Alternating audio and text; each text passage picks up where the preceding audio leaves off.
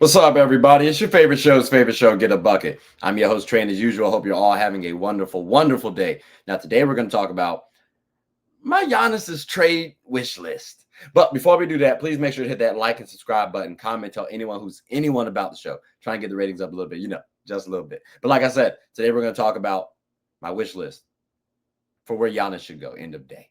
I don't know if y'all know this. Bucks lost badly. But all right, there was context too. I gotta provide context. So Dame did get injured. That was supposed to be the dynamic duo, right? Everybody was raving about it. I had my hesitations, and there's video evidence, right? I'm not just talking smoke, but they didn't do enough to secure Giannis, and I believe he is leaving.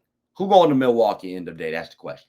So I got a couple teams that Buddy should be going to, at least should want to. Keep in mind, some of these teams that you seeing can be up here. Some of these teams might not be talked about.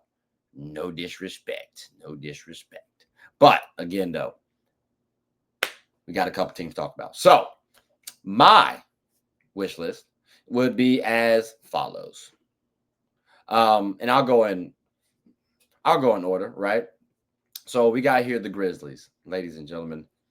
The Memphis Grizzlies, that for me would be a good one because we would actually be able to trade Ja Morant, maybe even GG Jackson. All right, cool. Maybe a pick if you need to, but again, you might not because you might be able to sell Milwaukee on Ja. And in the meantime, the Grizzlies, they get Giannis. And now you got Desmond Bane, Jaren Jackson Jr., Zach Edey paired with Giannis. Jaren Jackson Jr. likes to step out, right? Zach Edey, he doesn't have to start. He can be there to replace Giannis or Jaren Jackson Jr. So again, we do have some value right there. I would be curious to see the Grizzlies with Giannis. But next, I want to talk about now Giannis going to the Knicks. That's my sixth wish list, right? Because I do think Jalen Brunson, Karl-Anthony Towns, and Giannis Antetokounmpo could be an interesting pairing. On that Grizzlies team I mentioned, Giannis could still be the guy and it works out. On this Knicks team, he don't have to be. Off talent, he can be. But you got Jalen Brunson, who's been considered an MVP caliber player, right? Karl-Anthony Towns was in the MVP discussion at one point in time too. So again, you have a good chance at winning a championship. I can't lie to you. If he went to the Knicks, I think that trio would be interesting, just depending on who they are able to keep. Because again, I don't know who the Bucks would be able to try to sell the fan base on. That would be a little interesting. But let's move on up to the next team, right? Number 5 for me, the Wolves. Ladies and gentlemen, I kind of want to put this a little higher. Y'all see who on my shirt right now.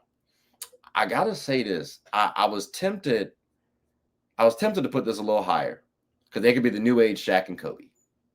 That's some question marks. So then we've heard Giannis be called Superman, right? And we see what Ant-Man is doing. Could this be the next real Shaq and Kobe?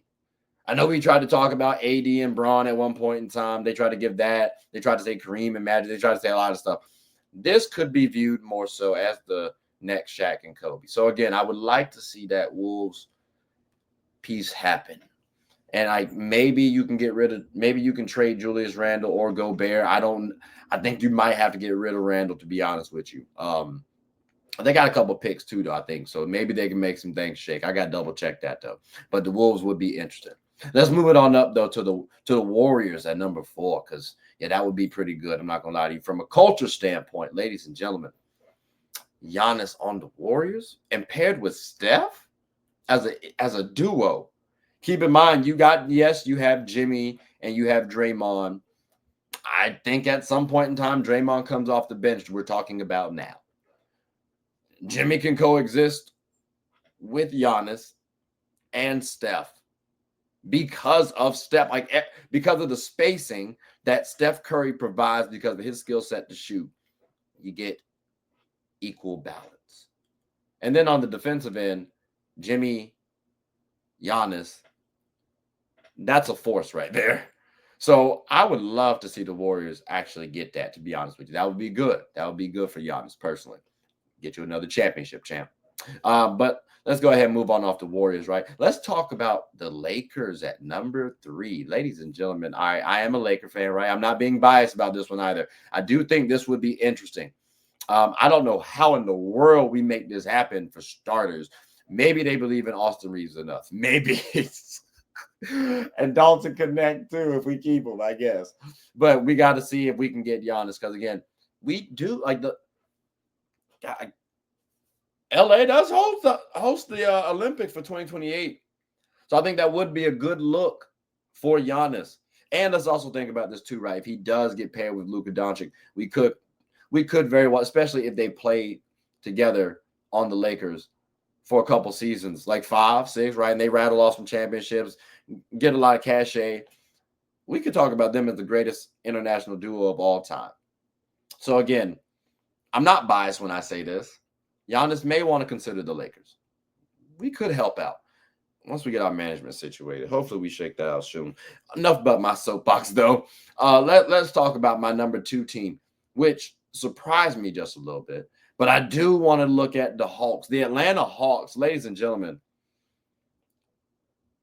Trae Young and Giannis Antetokounmpo, that combo does kind of surprise me as a good one for me.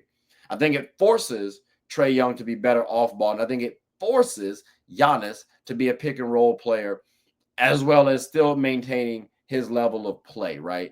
Because now we got to start talking about Giannis adapting his game. He's getting older. His physical style, it might not be that long of a career for Giannis if he keeps trying to play this level of play, right? Or this level of style. So Trae Young, Giannis, we could see a Steph Curry, Draymond Green situation.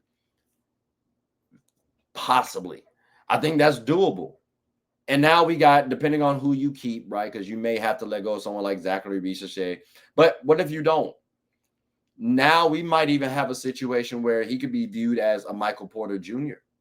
on the Nuggets, that third option that could possibly sneak up to the second option. Because again, he was drafted first, even though everybody perceived that was a weak draft class, still first, right?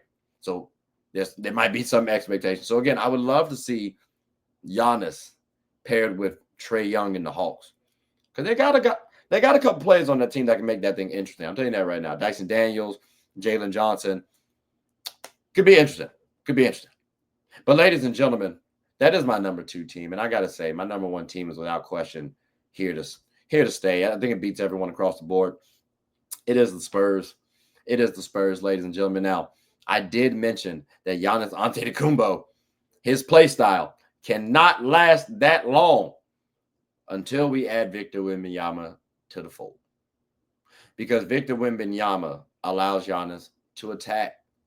The big has to come out the paint. A power forward, whoever at that depth chart for the power forward spot is going to have to guard Giannis Antetokounmpo because Victor Wembanyama can go to 5. Like, that's going to be kind of tough. So, again, when I'm thinking about Giannis, I ain't even mentioned De'Aaron Fox yet. Like, and keep in mind, too, this might be the most realistic one because they actually have pieces that they can trade to sell to Milwaukee. Like, y'all saw Stephon Castle is a really good player. I think he'll be fine going to the future. How good of a player? Like NBA star? I'm not saying he's going to replace Giannis. So you got to add a couple picks, a couple players to make that thing pan out. But that's a solid building block for the Milwaukee Bucks to work with. Again, you might even throw in the Devin Vassell, Keldon Johnson. These are pieces that, again, you can build with if you're Milwaukee. But Giannis and Victor Wembanyama. I know I mentioned Luka and Giannis as potentially the best international duo. These boys would be the best international duo without question. Hands down, argue with your mama. I promise you. Giannis, Wemby, I made reference that once Wemby strengthens up the way Giannis does or did, watch out. And I'm expecting that around year 4, year 5. It usually takes bigs 5 years to develop, ladies and gentlemen. We're at like, what, year 2? So we got some time. But if he's around Giannis, that could expedite that timetable. And keep in mind, too, it's not like Victor Wembanyama is a slouch in the NBA. But he can hoop. It was just because of his injury that derailed him from winning DPOY. He was all-star. Like, come on now, man. Like, That's going to be crazy. Health will be the only reason why they would not be the greatest international duo in NBA history. I promise you.